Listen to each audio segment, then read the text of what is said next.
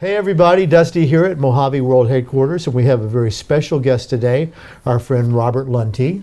You might have seen Robert on our website. He does a great video demonstration of the MA1000, and we're going to talk all about that. But Robert, we know you as a vocal coach. Mm-hmm. That's how we came to know each other. Yep. And you have the Vocalist Studio? That's right. Right. So tell us about that. How did you get into that? Sure. You're a singer and performer, of course, and that led you into teaching. I've been a singer all my life. I very much was inspired by Jeff Tate, Rob Halford, male voices that would go through the vocal break, through the passaggio, and make the head voice sound full, belty, boomy, and heroic. Very long story short, in my pursuit and journey to understand the techniques to build a voice to do that sort of thing, I became a voice coach. So I didn't really become a voice coach because I had planned to. It sort of pulled me in. Right. I was a tech guy for many years, and after the .com crash, I needed to pay my bills. Right. So I thought I could teach a little bit, and I did. I started teaching, and it just, I discovered that it was something that I'm really good at. Right. Yeah, and then the rest is history, I guess. I know you've done master classes all over the world. Yes. Yeah, we've done probably about 56 different master classes in Germany, France, Italy, Switzerland, England, with mic sponsors. Right.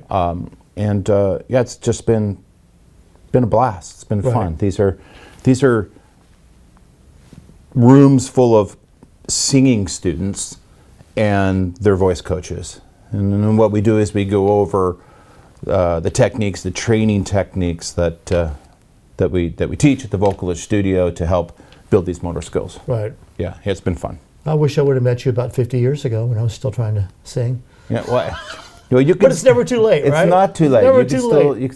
The voice is vocal training is an athletic endeavor. It takes training to build the motor skills. Right. And a lot of people will think that you're either born with it or you're not, and that's not necessarily true. You're born with a certain amount of talent and gift, right? But the person that has average gift can learn to sing really great if you got a big heart and you have a good coach and you have great techniques and you just train. You do the physical work, the skills, the practicing. Right. You can build a great voice. We prove it every day. Cool. I could train your voice. My voice needs training.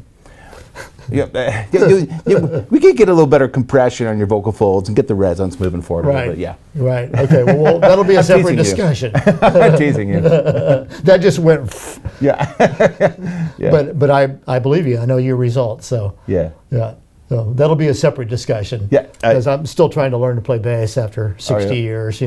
Trying to keep that together. We're all always students. Right. We're never master our instrument. And for sure, singing is the same. Right. There's always something more to learn. There's always a new level of aptitude and skills that we're striving for. Right.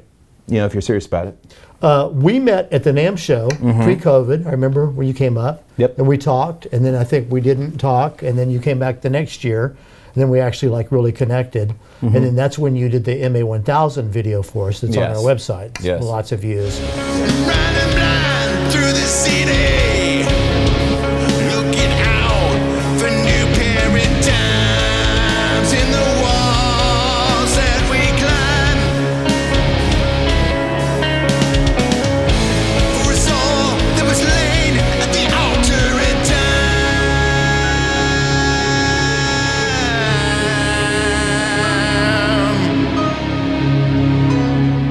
So that kind of leads us into talking about your relationship with microphones. Yeah. From a singer and from a vocal coach perspective. I know you have close to 100 microphones in your collection. Yes, I have way too many microphones, and I love every bit about it. Yeah.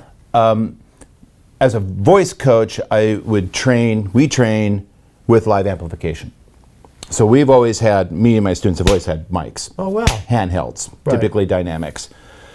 So after 25, 30 years of that, I just grew to become a mic geek. I just love them. Right. Apart from the sound color and their primary function, the industrial design, the way they're crafted, the way they're built is something that sort of turns me on in a Right. geeky way. I'm right there with you. Yeah, right. You get it? Yeah, totally. So I have big diaphragm mics. I've got handheld condensers and a lot of dynamic mics. Your MA1000 is just so creamy. I love it. I have a lot of clone mics that are sort of cloning the Neumanns and that sort of thing, and they sound great. But your mic is my favorite mic. If I really want to pull out and do a track that is going to have a lot of serious mixing and curation and a lot of love put into it for something sort of professional that I might put into a video sort of thing, Right. I'm going to use your mic, your 1000. I like it a lot. We're proud of that mic. It's a beauty. For those of you who don't know, that's basically David Royer's take on the classic Telefunken 251, which is pretty much the holy grail of vintage tube mics. Now they go for like 35 grand if you can find one. They didn't make that many of them to begin with, but Good grief. there's a few floating around. But yeah, we're very proud of that mic. That's a beautiful sounding mic. Let's talk about dynamics and handhelds a little bit. Let's. Yes. So I know you like to use a handheld, and I know there's people like, a couple of little guys like Mick Jagger and Paul Rogers and Right. Steven Tyler that like to cut their vocals Yep. with a handheld in the Yep. studio. Yep. When I'm recording, I do prefer to have a handheld.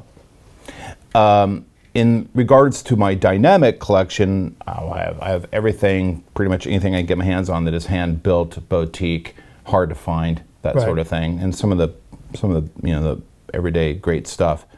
So Dusty and I made a connection about this new handheld this new dynamic MAD that they were producing, and I was like, me want. Let's send that thing over. Well, you were on the top of a long list of people. It Thank took you. like a year longer than we hoped, Yeah. but it's like it's coming. That's flattering. And but yeah, and the thing that's cool about that, Dusty, is you have a company that's been building big diaphragm mics in a masterly way that decides to create a handheld dynamic. That's very interesting. That's a compelling thing. That's something I want to get my hands on. So we made an arrangement. I got the mic. I pulled it out. I plugged it in. And this is the mic, by the way. So I pull it out of the box and I test, 1, 2, check, test. I'm like, whoa, what's going on here? And I go to my PA system and I twiddle with the dials a little bit. And I go back and I go, yeah, and I sing into it. And I instantly realized it's warm. It's got a coloration to it that you do not get from any other handheld dynamic mic. Not in my collection. I probably got 60 of these things. I love this thing. I love this. I really respect the idea that Mojave went out and chose to make a microphone very purposely that wasn't going after the 58. Right. Because there's hundreds of those. There's plenty of those out there if that's what you're looking for. I've got 59 of those. Right. There's gobs and gobs of 58 clones out there, and many of them are great mics, but this is unique because it's warm. You call it the smooth alternative, Right, is that right? Yeah. right. It's smooth, it's creamy, it's warm, and well, what can I say? I loved it. I loved it, and so I'm very passionate about this product. It's good. Well, I'd say like 9 out of 10 singers that have got their hands on this and sung into it just had the same reaction. They just love it. Yeah. There's 10% that miss that President's Peak that all the other ones have, and that's fine. Not hard to find if that's what you're looking for. And one thing that David points out in one of our other videos where he's talking about the design of this, when the SM58 came out, PA systems weren't like they are now. So that President's Peak was a good thing because it helped project the voice and helped it cut through. But now PA systems are like big studio monitors. They're so dialed in that you can hear the slightest little bit of EQ change, and you don't necessarily need that President's Peak to cut through. So that was big part of the philosophy of this. And now we're having fun finding out what else does it sound good on. We just did a drum session and had one on snare drum. It sounded great. And, guitar amps and Yeah. Yep. One of the things I like about it is just sort of the attitude that went behind it. Just to simply have the courage and the the nuts to say, yeah, we're going to just do something different. Right. We're going to give people an alternative. So, in your bag of tools, singers, it's great to have. I've always advocated, have good 4 different kinds of mics with different colorations and different attributes. This for sure would be one of them because it's really unique in its coloration. Right. Yeah. Right. Thank Well, you. Thank so you. glad Thank you you for like making it. this. You Thank bet. you for making You bet. this. Well, It's really David cool. Royer, it all goes back to David. I've been bugging Okay. him for years. David, we need a dynamic, and he's just not really into dynamics, and it was Yeah. because of that presence peak. He didn't like it. So it took us a lot of R&D to get to this microphone, something that he was willing to put his name on. So thank you, David, It's brilliant. once again for the great design. Yep, it's brilliant. So before we wrap up our chat, tell us a little bit about like your vocal clinics that you do. Mm-hmm. Sure. How do those work? Sure. Well, we'll have a sponsor behind us, and we'll have we'll partner with other voice coaches from different areas, and eventually we'll bring in we'll do like a full day with students and coaches where we'll go over the Vocalist Studio training techniques, which will focus mostly on what I was referring to earlier, where we expand the vocal range. We learn how to get through that hard part, the passaggio, the vocal break, and we learn how to do training techniques that will build the strength and the motor skills to belt in the head voice, to get the high notes to sound chesty. I'm oversimplifying, but that's essentially what Right. all singers need and want, whether they realize it or not. Right. So we'll do that, and there'll be volunteers will come up. I'll work with people on certain techniques and coach them in front of an audience for a few minutes, and we'll get a result. In addition to that, I'll sing, and we'll take Q&A, and then typically there's a couple days after where we'll do private lessons as Right. well. It's a blast. Oh, it sounds fun. It's a lot of fun. There's a lot of humor involved, and I'm sort of a ham in front of an audience. Yeah, I've so. seen some of your videos on your website, and it looks like a blast. Looks like people are really enjoying it. They really love So are it. you? They really love it. Did you have to stop doing that because of COVID? Now you're firing it up again, or are you mostly coaching on Zoom now, or how's that work? I mostly do one-on-ones. If I do a one-on-one, it's very rare these days. I used to do it all the time, but if I do it, it's on Zoom currently. Right. But right now, the Vocalist Studio is mostly we're marketing our online courses. We have these video-oriented online courses you can find at the website, which is thevocaliststudio.com. There's 9 courses in 5 different languages, and you watch these videos and you do the training scales and things that are in the program. It's a self-taught program that if you commit to it for about 90 days, you will get results. You're going to get results for sure. So that's where I'm spending a lot of my time, Right. in terms of the business side.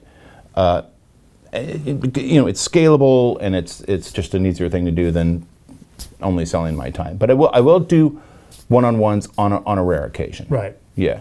Other than that, it's the group events. Right. It's sort of the master classes. Yeah, it's great that we can all get back to doing live in-person group things.